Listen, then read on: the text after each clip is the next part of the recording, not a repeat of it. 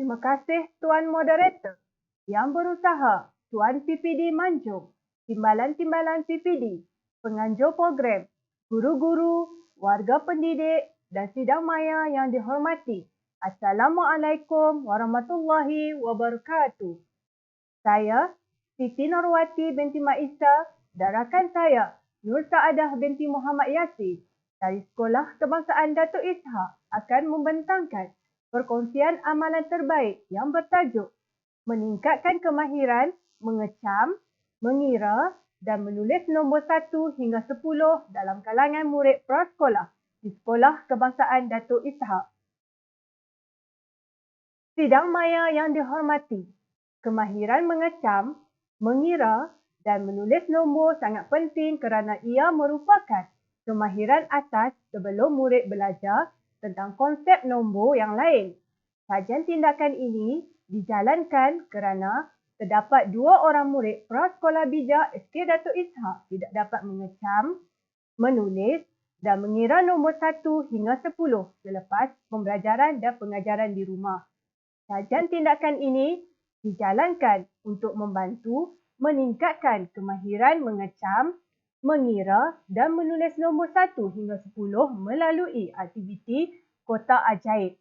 Aktiviti kotak ajaib digunakan untuk merangsang deria penglihatan dan psikomotor bagi membantu menarik minat murid-murid belajar, seterusnya mengharapkan fokus pembelajaran murid-murid dapat dikekalkan sepanjang proses pembelajaran dan pengajaran berlangsung.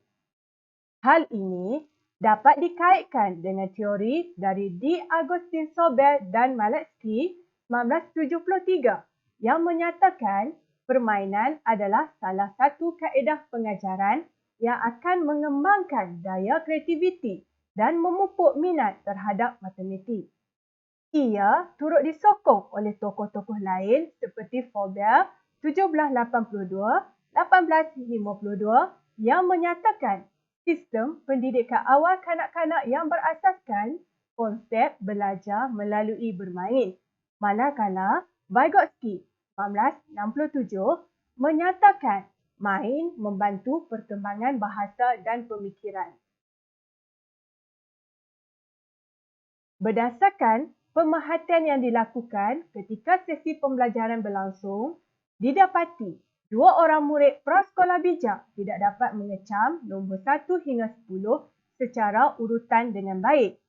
Murid juga tidak dapat menulis nombor 1 hingga 10 mengikut urutan dan menulis secara terbalik pada nombor 2, 3, 4, 5 dan 9. Selain itu juga, murid tidak boleh mengira jumlah atau bilangan yang diwakili setiap nombor 1 hingga 10. Berdasarkan tinjauan yang dibuat ketika sesi pembelajaran dengan permasalahan tersebut, saya mendapati murid tidak mengenal nombor dengan baik. Murid tidak berminat untuk menyebut nombor 1 hingga 10 serta tiada bahan yang sesuai dan menarik yang dapat menggalakkan murid untuk mengenal nombor. Hadirin yang dihormati, menurut Rohani et al. 2004, konsep nombor merupakan salah satu kemahiran yang perlu dikuasai oleh kanak-kanak prasekolah. Komponen kognitif melalui 3 tahap iaitu pertama, tahap konkret di mana ia menggunakan bahan maujud dan objek. Kedua pula, tahap gambar iaitu penggunaan gambar dan diagram. Manakala tahap yang ketiga adalah tahap simbol iaitu menggunakan nombor 1 hingga 10. Oleh itu, jelaslah di sini bahawa penguasaan 3 tahap ini sangat penting dikuasai oleh kanak-kanak bagi menguasai konsep nombor, seterusnya persediaan kepada pelajaran matematik yang lebih sukar. Perkara ini turut disokong oleh Muhammad Daud Hamzah 1996 yang menyatakan bahawa kanak-kanak yang mempelajari matematik melalui kegiatan seharian, mereka dapat membantu memperolehi konsep-konsep awal matematik. Malah, Sabri Ahmadi et al. 2006 juga menyatakan pendidikan matematik di sekolah yang tidak menyeronokkan adalah satu punca kegagalan pelajar dalam mata pelajaran matematik. pengajaran guru menggunakan kaedah chalk and talk menyebabkan murid bosan dan tidak memberi perhatian. Seterusnya, penulisan amalan terbaik ini menggariskan 1 objektif umum dan 3 objektif khusus.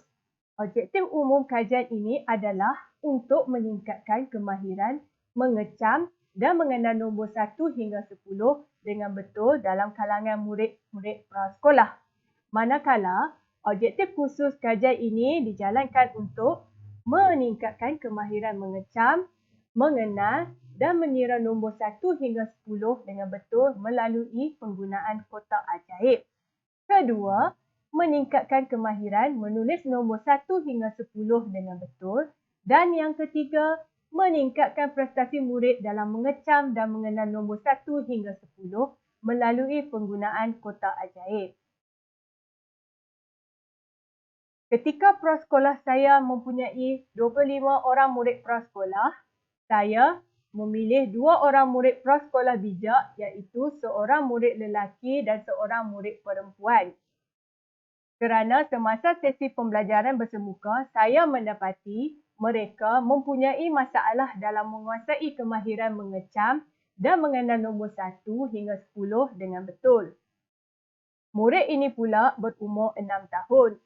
Saya mendapati juga murid ini kurang bergaul dengan rakan-rakan yang lain, mendiamkan diri ketika bersama rakan, kurang bercakap dan banyak menggunakan senyuman, menganggukkan dan gelengan apabila disoal oleh guru ataupun rakan-rakan.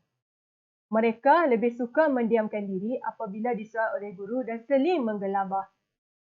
Malah, lambat untuk memahami dan menguasai pelajaran yang disampaikan kepadanya. Guru perlu membimbing setiap kali pelajar mengecam nombor dan menulis nombor 1 hingga 10. Malah, mereka juga tidak berani menulis nombor di papan putih apabila diminta oleh guru dan tidak dapat menyiapkan lembaran kerja yang diberikan oleh guru untuk menulis nombor sama ada mengikut urutan atau secara rawak dalam masa yang ditetapkan. Hadirin yang dihormati, terdapat 8 soalan yang saya wujudkan untuk menjalankan kajian tindakan ini. Soalan-soalan ini berfokus kepada mengapa murid tidak dapat mengecam, menulis dan mengira nombor. Apakah kaedah yang saya akan gunakan untuk mengatasi masalah ini? Apakah tindakan dan aktiviti yang saya boleh lakukan untuk membantu murid-murid tersebut? Dan bagaimana saya menentukan kaedah yang dijalankan ini berkesan kepada murid-murid tersebut? Inkuari Kediri diwujudkan bagi menjawab persoalan kajian tindakan seperti yang kita ketahui. Deria penglihatan dan psikomotor murid perlu dirangsang. Murid-murid perlu didedahkan dengan aktiviti yang lebih menarik dan kaedah pembelajaran melalui bermain dapat merangsang minat murid dalam aktiviti pembelajaran. Murid masih lemah dalam psikomotor halus dan terdapat murid yang masih tidak dapat menulis nombor 2. Murid tidak mendapat bimbingan di rumah dan guru perlu lebih memberi fokus serta bimbingan kepada murid yang lemah. Aktiviti juga perlu menggunakan bahan maujud merangsang deria murid bagi meningkatkan psikomotor halus dan menarik minat murid. Saya perlu mempelbagaikan kaedah dan teknik pengajaran agar lebih sesuai dengan murid dan dapat mengatasi masalah ini. Mengenal pasti isu yang dihadapi, membuat pemerhatian untuk merancang tindakan yang perlu diambil, penyoalan, bimbingan dan rekod perkembangan. Hadirin yang dihormati, kajian tindakan ini dilaksanakan berdasarkan model reka bentuk Lidlow 1992. Terdapat 5 peringkat dalam proses penyelidikan tindakan iaitu mengenal pasti isu, merancang tindakan, melaksanakan tindakan penilaian dan refleksi. Pada peringkat pertama, saya telah mengenal pasti murid yang tidak dapat mengecam, mengira dan menulis nombor 1 hingga 10. Selepas ujian pra dijalankan, saya telah merancang satu aktiviti dengan menggunakan kotak ajaib.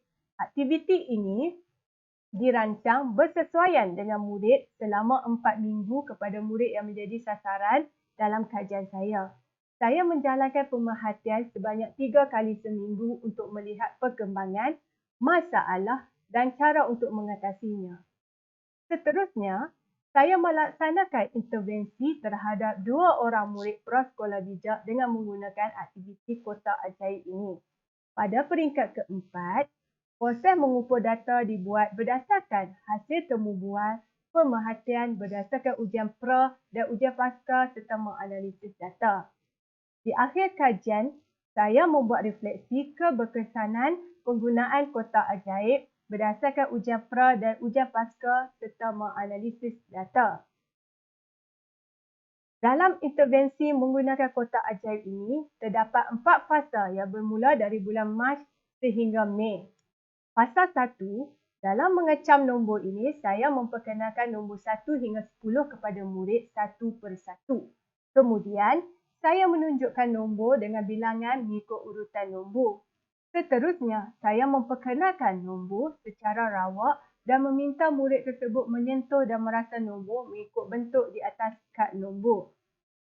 Pada fasa kedua, murid diberi dadu yang mengandungi nombor mengikut warna yang berbeza. Murid akan memulakan permainan iaitu murid melontarkan dadu tersebut.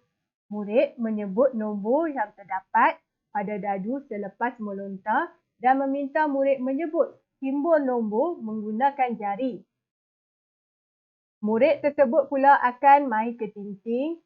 Kad nombor 1 hingga 10 juga akan diletakkan di atas lantai semasa bermain ketinting. Seterusnya, pada fasa ketiga, murid akan bermain dengan pengepit baju yang mempunyai nombor di atasnya dan memandangkan nombor yang sama. Kemudian, murid akan memilih kayu aiskrim mengikut warna yang digemari. Di atas kayu aiskrim tersebut juga mempunyai kad nombor. Kemudian, murid akan meletakkan klip kertas ikut warna kayu aiskrim dan mengikut nombor yang dilekatkan di atas kayu aiskrim tersebut. Fasa yang terakhir, fasa 4, murid diberi latihan menulis nombor 1 hingga 10 di atas lembaran kerja yang diberikan. Kemudian, latihan kira dan tuliskan nombor. Berikut merupakan perbandingan markah ujian pra dan pasca bagi kedua-dua murid prasekolah tersebut. Berdasarkan ujian pra yang dijalankan, subjek A dan B sangat lemah dalam mengecam dan mengenal nombor 1 hingga 10. Hal ini dapat dibuktikan melalui ujian pra yang dijalankan apabila subjek A hanya mendapat 20% markah, manakala subjek B 40% markah. Pada ujian pasca, bilangan soalan yang betul diperolehi oleh subjek A dan B telah menunjukkan peningkatan dengan baik. Subjek A hanya salah 2 soalan sahaja, manakala subjek B salah 1 soalan daripada 5 soalan yang diberikan. Berikut merupakan jadual temu bual bersama ibu bapa. Saya telah mengemukakan 6 soalan semasa temu bual bersama ibu bapa. Hasil temu bual tersebut, ibu bapa memaklumkan bahawa subjek tidak berminat dengan mata pelajaran matematik dan mereka tidak berminat dengan apa yang diajar oleh ibunya. Tanggapan awal ibu bapa mereka kemungkinan anak belum bersedia untuk belajar. Dengan itu, ibu bapa mengambil keputusan untuk membiarkan anaknya. Selain itu, ibu bapa juga mempunyai kekurangan masa dan hanya berharap kepada abang dan kakak yang lebih tua untuk mengajar adiknya. Berikut merupakan jadual temu bual bersama subjek. Hasil temu bual bersama mereka, subjek lebih banyak menggunakan bahasa badan seperti mengangguk dan menggeleng kepala. Hal ini kerana subjek kurang kemahiran sosial. Sidang maya sekalian, pemerhatian yang dipilih ialah pemerhatian berstruktur. Saya juga menjalankan pemerhatian di dalam kelas sepanjang sesi pengajaran dan pembelajaran berlangsung bagi mengenal pasti tingkah laku murid. Pemerhatian yang dijalankan terhadap subjek dicatat dalam borang senarai semak pemerhatian. Borang senarai semak pemerhatian ini disediakan sebelum intervensi dijalankan dan setelah intervensi dijalankan bagi melihat perubahan yang berlaku kepada subjek. Sebelum intervensi dijalankan, saya telah memerhati cara-cara responden saya mengecam dan mengenal nombor 1 hingga 10. Saya dapati bahawa subjek tidak berminat dengan pengajaran dan pembelajaran yang dijalankan. Ini menyebabkan subjek berasa sukar untuk menguasai kemahiran tersebut. Selepas intervensi dijalankan, kedua-dua subjek menunjukkan perubahan tingkah laku yang ketara. Subjek mula menunjukkan perubahan positif seperti berdiam diri apabila disoal guru, boleh membuat kerja dengan baik, dapat memberi tumpuan dan boleh berkomunikasi dengan rakan-rakan. Dapatan daripada kajian ini, melalui aktiviti permainan kotak ajaib dapat meningkatkan kemahiran murid prasekolah mengecam, mengenal dan menulis nombor 1 hingga 10 dengan betul. Tingkah laku subjek berbeza apabila menggunakan permainan kotak ajaib dalam pengajaran dan pembelajaran berbanding dengan menggunakan kaedah biasa. Jika sebelum ini tingkah laku subjek kurang memuaskan, lambat menyiapkan tugasan, tidak memberi respon terhadap soalan serta tidak memberi tumpuan.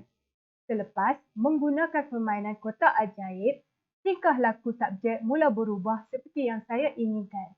Subjek mula memberi tumpuan kepada sesi pengajaran dan pembelajaran di dalam kelas dan bersemangat untuk menyiapkan tugasan yang diberikan. Ini jelas membuktikan pendapat Sabri Ahmadi et al. 2016. Pendidikan matematik di sekolah yang tidak menyeronokkan adalah salah satu punca kegagalan pelajar dalam mata pelajaran matematik.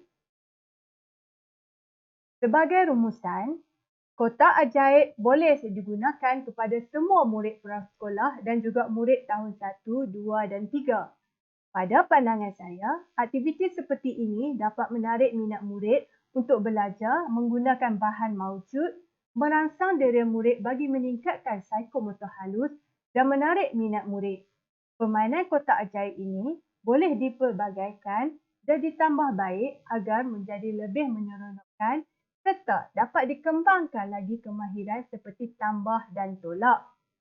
Selain itu juga, dapat digabungkan dengan pemberian ganjaran kepada murid.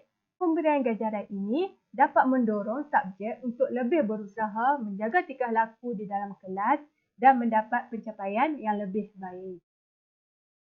Sebagai mengakhiri perkongsian ini, setinggi-tinggi penghargaan dan terima kasih diucapkan kepada penganjur S-Impak, PPD Mancung, Guru Besar Sekolah Kebangsaan Datuk Ishak dan semua pihak yang terlibat secara langsung mahupun tidak atas ruang dan peluang yang diberikan untuk kami terlibat dalam program ini.